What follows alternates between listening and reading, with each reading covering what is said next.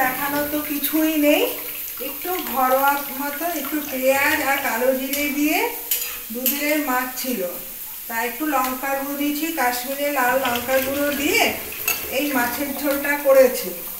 এই মাছের ঝোলে এটাকে একদম শুকাতে হবে এবং ভালো করে ফুটাতে হবে। আর এখানে করেছি উচ্ছে, বেগুন, নিম পাতা দিয়ে ভাজা। আমি এইভাবে রান্না করি এ কারণেই, এটা পরে আবার গরম করে রাখবো। এখন তো নিম পাতাটা মেথিয়ে যাবে, খাওয়ার সময় আমি গরম করে নেব। তা এখানে আমি মাছের ঝোলটাকে এই ওভেনে নিয়ে আসি, এটা আস্তে আস্তে হতে থাকুক। আর এটা আমি চাপা ঢাকা দিয়ে দিচ্ছি। আর এখানে আমি আজকে করব কচুরলতি ইলিশ মাছের মাথা দিয়ে, চিংড়ি মাছ দিয়ে হয়। তা আমার ঘরে প্রায় 2 দিন আগে ইলিশ মাছের মাথাটা রয়েছে, কালকেও ভেবেছিলাম রান্না করব, কিন্তু রান্না করতে আর ইচ্ছা করলো না। মাছটা খেয়েছি কিন্তু মাছের মাথাটা আমার পড়ে আছে। তা কি করি,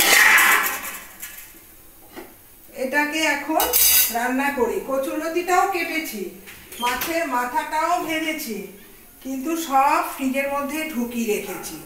না, আজকে আর রান্না করব না। আর কচুরলতির মধ্যে আমি কোনো মশলাই দিচ্ছি না, একটু কালো জিরে দিয়ে আর কাঁচা লঙ্কা দিয়েই করব, একদম পাতলা।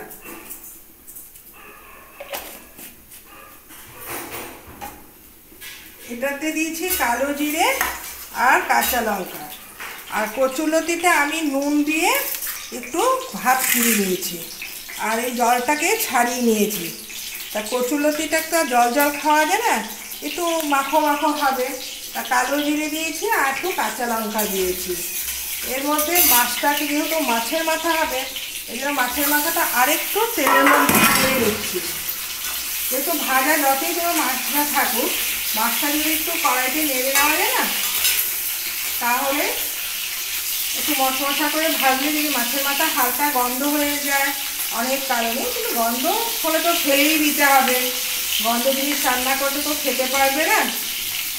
তাই জন্য আমি কী করেছি, একটু কড়া করে ভেজে নিচ্ছি। আর এখানে মশলাগুলো আমার কিছুই দেবো না।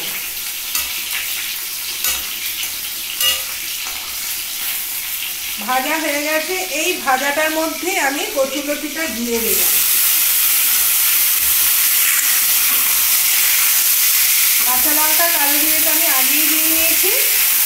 আর এইভাবে মাছের মাথাটাকে কচুরলতিটা তেলের মধ্যে এইভাবে ভাজা হবে। তারপর যখন তুমি চাপা ঢাকা দেবে, তখন দেখবে এরকম কচুরলতি কিন্তু অর্ধেক সিদ্ধই হয়ে গেছে, ভাতে কিন্তু হাফ সিদ্ধ হয়ে যায়। এবার যখন নুন আর হলুদ আর একটু দেবো, ওটা থেকে একটু জল আসবে চাপা ঢাকা দিয়ে। তাহলে এখন নুনটা হলুদটা দিয়ে নিই। আজকে আবার খুব গরম পড়েছে, মাঝখানে যেমন বৃষ্টি শ্রাবণ আর ভাদ্র মাস শুরুতে বৃষ্টিকে পচিয়ে দিয়েছে, আবার 3 দিন ধরে যা গরম পড়েছে ভাবার মতো নেই, সেই গরমকালের মতন গরম। রাস্তায় বেরোলে মনে হচ্ছে মাথা ঘুরোচ্ছে, আবার সেই ওপরে যাচ্ছি শুতে পারছি না, রাত্রে ঘুম সবারই কমে গেছে। আর কালকে রাত্রে আমাদের কারোরই এখানে ঘুম বেশি হয়নি, চতুর্দিকে ঢাকের আওয়াজ, মঞ্চের আওয়াজ, মানুষ কী করে ঘুমাবে। সেই পুজো শেষ হতে হতে রাত প্রায় 2টো বেজে গেছে। তারপরে যতই হোক হালকা মাইকে অনেক দর্শকরাও তো দেখছে, রাত জেগে জেগে পুজো দেখছে, সারাদিন মায়ের পুজো দিচ্ছে দেখছে। তা এখন কীভাবে, তো মাইক দিতেই হবে, যখন পুরোহিতটা তো গলা ছেড়ে চিৎকার করতে পারবে না মন্ত্রের জন্য, তখন একটা হালকা মাইকের সাউন্ড দিয়েছে, সেই সাউন্ডটা আমার বাড়ি অবধি চলে গেছে। এখানে প্রায় 4খানা পুজো পর পর।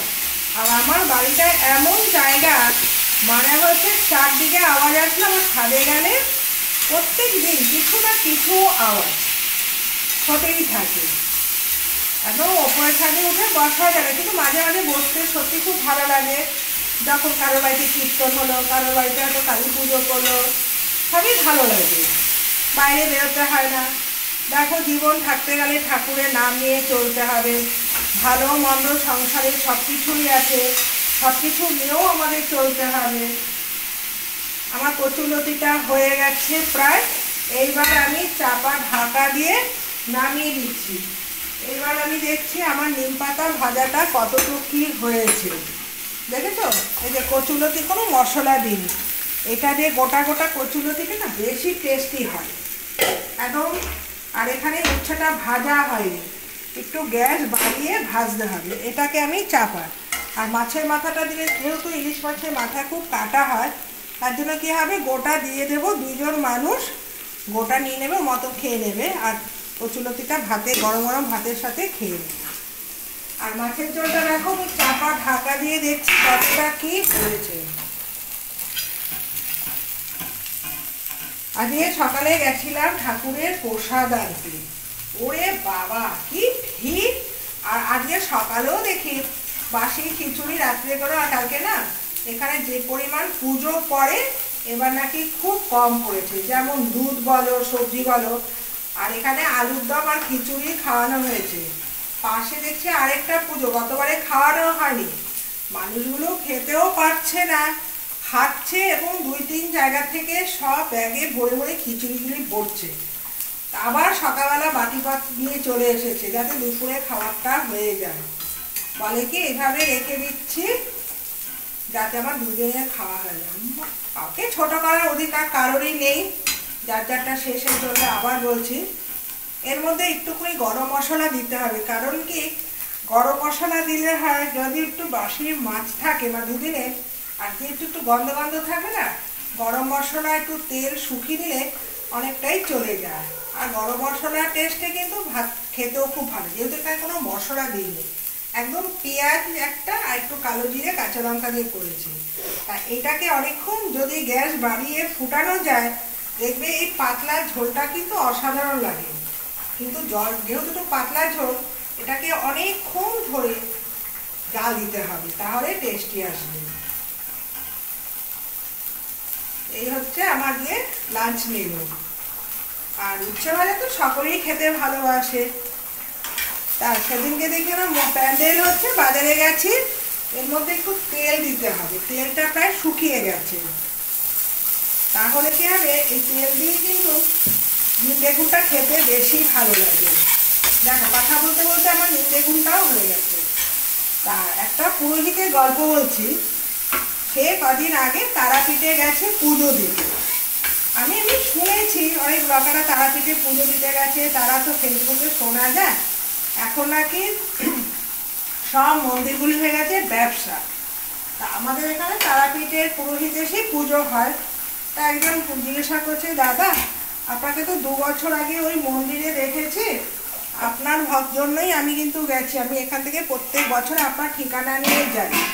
এই বছরও আপনার ঠিকানা নিয়ে গেছে। বলল, না বাবা, আমার তো বয়স হয়ে গেছে, আমরা ওই মন্দিরে যাই না। আমরা এখানে আমাদের বিভিন্ন জায়গা থেকে বিভিন্ন ডাক আসে কালী পুজোতে আমাদের, জানো। আর সত্যি কথা, ওই পুরোহিতে না কোনো চাহিদা নেই, যা তুমি দেবে তাতেই খুশি। আবার যেটা পায় সেটা আবার গরিব দুঃখীদের মধ্যে আজকে আবার সব দান করে। এখান থেকে নাকি আমাদের ফিডার রোডের এখানে বা আরও কালী মন্দির থেকে যারা তারাপীঠের পুজো করে, প্রায় 170খানা শাড়ি পেয়েছে। আজকে সন্ধ্যার সময় এগুলো আবার বিতরণ করে দেবে। বলতে আমাদের শাড়ি দিয়ে কী হবে, আমাদের পোশাক তো লাল বস্ত্র পরেই আমরা ঘুরি, আমাদের কোনো পোশাক নেই। আমরা এই লাল শাড়ি পরে, শুনে এত ভালো লাগলো। সন্ধ্যার সময় মহারাজ আসবে, মহারাজের গল্প শুনতে যাব। এখন মানুষের গল্প থেকে না মহারাজের গল্প, ভালো ভালো লোকের গল্প তখন চলে গেছে। আজকে ভাবছি মহারাজের গল্প শুনতে যাব। তার সকালে পুজোর প্রসাদটা আগে যেতে পারি, তার মহারাজের গল্পটাকে আমি মোবাইলে একদম বন্দি করে তোমাদেরকে আবার শোনাবো, ওরা কেমন ধরনের দেয়। আজকাল তো বাবা মার প্রতি ভালোবাসাটা চলেই যাচ্ছে। বড়জনরা যদি ছোটদের অপমান করে, আর ছোটরাই বা কেন বড়দের অপমান করবে না, এইটাই তো বাস্তব। বড়রা জানে না, হ্যাঁ, কার সাথে কিরকম ব্যবহার করতে। এখনকার ছেলে মেয়েদের থেকে না বড়দেরকে দোষারোপ করা উচিত। যখন যে অন্যায়টা করে হ্যাঁ, তাদেরকে যদি একটু সাবধান করে দেয়, দেখবে স্কুলে যখন যায় মেয়েরা কি সুন্দর বলে, মা অমুক দিদিমণির কথা কি ব্যবহার ভালো, বা কোনো দিদিমণি খারাপ ব্যবহার আছে। তোমরা সঙ্গে থেকো, আজকেও আবার যাব, মহারাজের গল্প শুনে তোমাদের সঙ্গে শেয়ার করব।